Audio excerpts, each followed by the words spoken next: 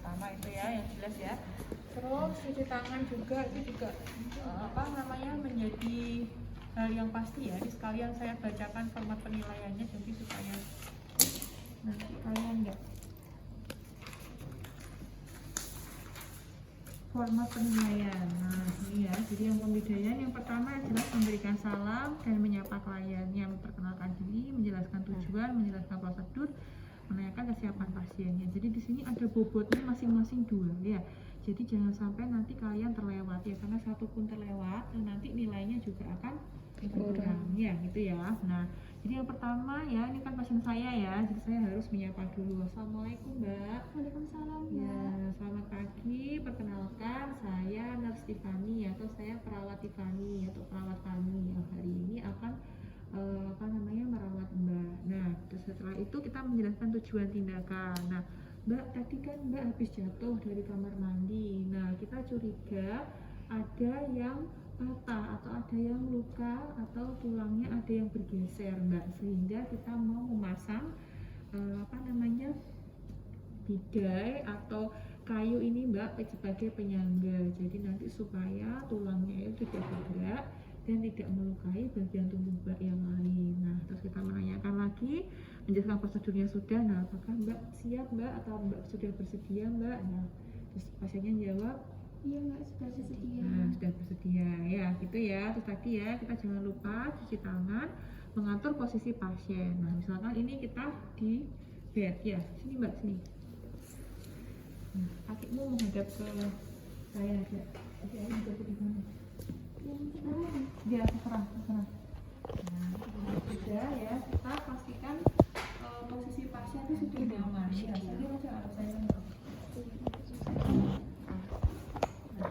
kan sudah seperti ini ya. Ini pakai lagi ya? Iya pakai. Oke ya.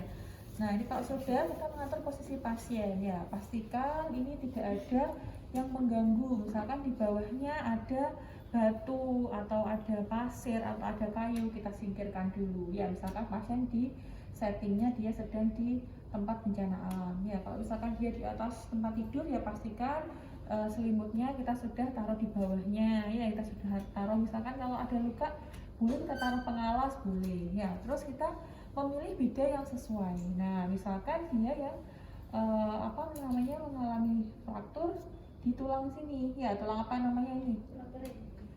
Namanya apa? Tulang fibula ya, di sini ya. Nah, misalkan di sini ya dia mengalami fraktur. Nah, sehingga kita harus memilih bidai. Nah, bidainya di sini kebetulan ada 2 ya, ada yang ukuran ini berapa ya kira-kira ya sih? Ini sekitar 80 kalau nggak 70 cm ya ini ya. Sehingga kita prinsipnya adalah memobilisasi 2 sendi ya. Pertama sendi di sini ya, di dekat dorsalis pedis ya, dan juga sendi patella sini ya, karena kita akan melewati 2 sendi ini untuk melakukan mobilisasi di daerah tulang fibula tadi. Nah, terus setelah itu kita ya, ini nilainya ya, ada ketepatan lokasi pemasangan. Nah, misalkan yang luka di sebelah sini dekstra, tapi kalian masangnya di sebelah sini ya. Jadi nanti diperhatikan, misalkan kalian ujian nanti kalian akan diberikan suatu map yang ada kasusnya di dalamnya ya.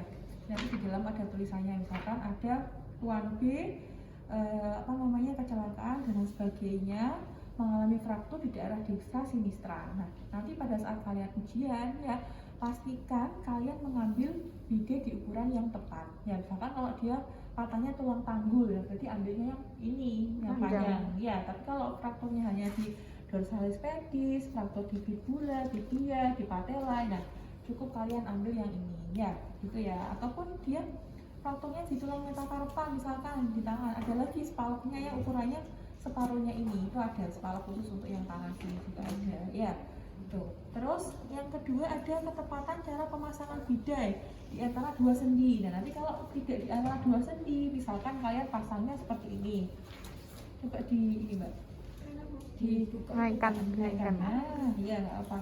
Nah, gitu ya. Ini ya. Nah, ini kan kita pasangkan seperti ini ya, 2 sendi seperti ini.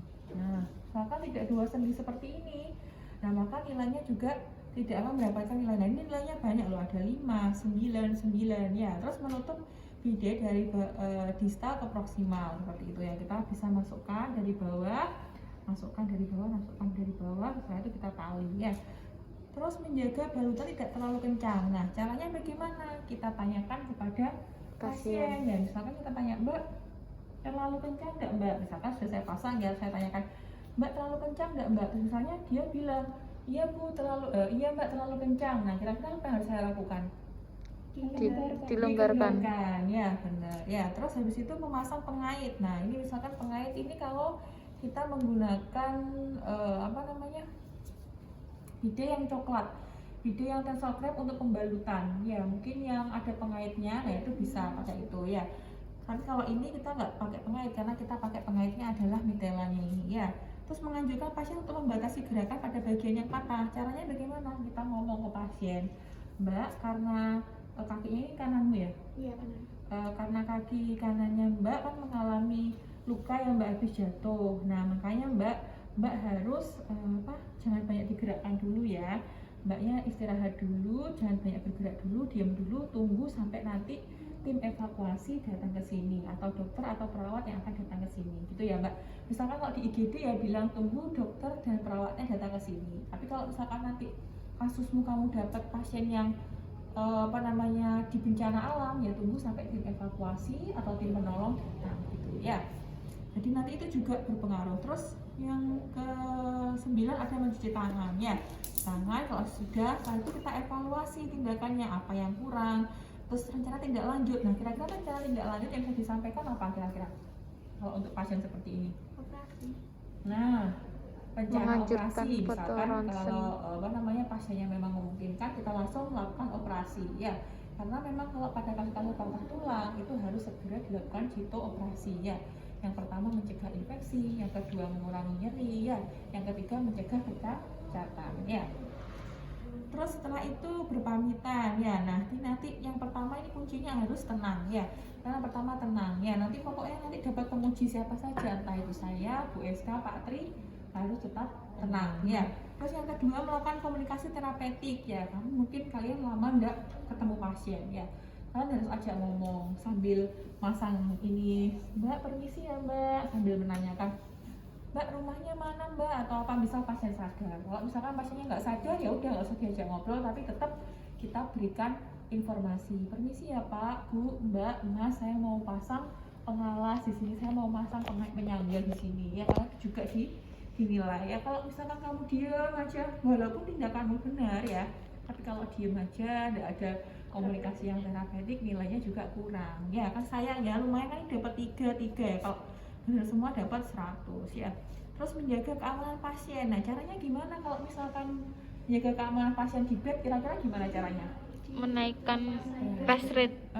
Menaikkan bedside rail atau pengaman di pinggir kasur ya, pinggir tempat tidurnya bisa dinaikkan ya. Ada yang menaikkannya dengan cara seperti ini, ditarik, ada yang menaikkannya dengan cara diangkat seperti ini ya. Terus yang keempat adalah menjaga keamanan perawat, kira-kira dengan menggunakan apa? APD ya, itu ya. Jadi itu prinsip-prinsip yang harus dilakukan. Nah, sekarang kita pasang ya. Nah, nanti kalau pasang ya, kira-kira kan di bagian bidai itu ada bagian yang di beberapa bidai itu ada yang ada keretakannya, kadang-kadang kayak yang kalian pakai sepatu itu loh, kayak apa sih yang keretakan yang dekat-dekat gitu. Nah itu apa namanya, pokoknya keretakan itu ya. Kadang ada yang bagian keretakan itu, ada yang enggak ya. Kalau ini kan mungkin dia semuanya adalah bagian yang halus ya, sehingga baik sisi depan maupun sisi belakang semua bisa digunakan ke pasiennya. Jadi nah, kira-kira pasangnya bagaimana? Apakah seperti ini, terus seperti ini, kira-kira benar apa salah? Salah. Ya, kenapa kok salah kira-kira? Karena tidak menopang, itu kan sendinya di samping sini. Nah, tidak menopang sendi. Terus yang kedua apa yang paling fatal? Ngambang. Terus ada lagi apa, ayo? Kalau ada yang lukanya. Kena lukanya, bener. Lukanya di sini kok kalian pasang di sini kan ya malah gimana? Ya tidak secara anatomis gitu ya. Nah, sehingga masangnya harus seperti ini ya, dari samping ke samping seperti ini ya. Gini ya, pastikan ini sudah melewati 2 sendi ya. 2 ini sudah melewati 2 sendi seperti ini. Nah ini terus kita masukkan ininya bawahnya sini.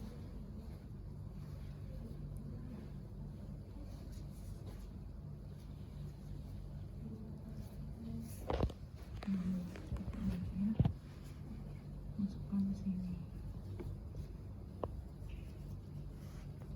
Masukkan ini sudah sama ya. Nah ini dimasukkan ke sini. Nah sini ya, ini di silang ya.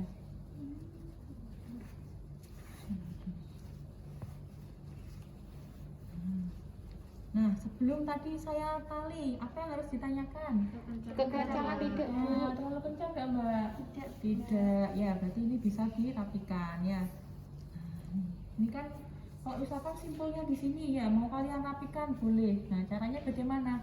Misalkan ada 2 penolong, minta satunya untuk menyangga di daerah sini ya, di daerah pelantarnya sini. Nah ini kalian tarik simpulnya, kalian pinggirkan seperti ini ya.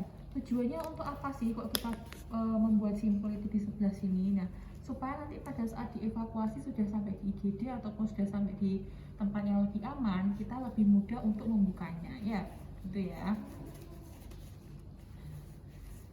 Nah ini ditali yang rapi ya, boleh sekali, boleh 2 kali ya, misalkan sekali, terus kalian masukkan di sini juga boleh ya.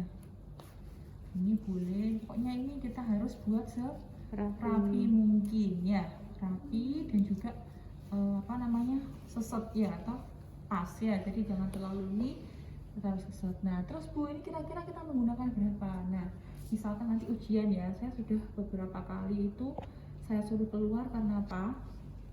Dia mengambil ininya, nitelanya cuma 2 ya. Kalau 2 kira-kira gimana Bu? Ya 2 kan cuma di sini sama di sini aja, nanti di patelanya kan kurang ya. Nah kan kalau 2 kan dia nanti pasti bingung, atasnya kan ini apa namanya,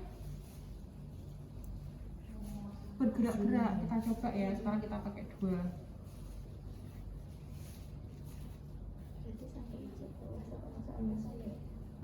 Satu masuk bawah, satu masuk atas. Nanti coba satu-satu ya. Nah tadi saya suruh bawakan ide lagi itu supaya nanti bisa nyoba satu-satu ya.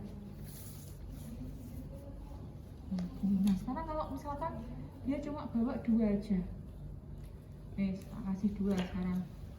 Kira-kira kalau 2 sudah cukup belum? Kurang. Belum ya, sehingga minimal kita harus membawa masuk nitella berapa? 3. 3 ya. Beda lagi nanti kalau pakai yang ini ya, kalau pakai yang ini bisa dihitung sendiri kira-kira berapa, bisa 4, bisa 6 ya, pokoknya bawa yang genap ya, bisa 4, bisa 6 ya gitu ya. Yang penting kalian harus bisa kira-kira ya kasusnya dapat apa ya, jadi jangan dihafalkan, oh kasusku gini sesuk aku juga pasti dapat kasus yang ini, belum tentu ya. Jadi harus tahu prinsipnya bahwa kalian harus memobilisasi 2 sendi ya, gitu ya.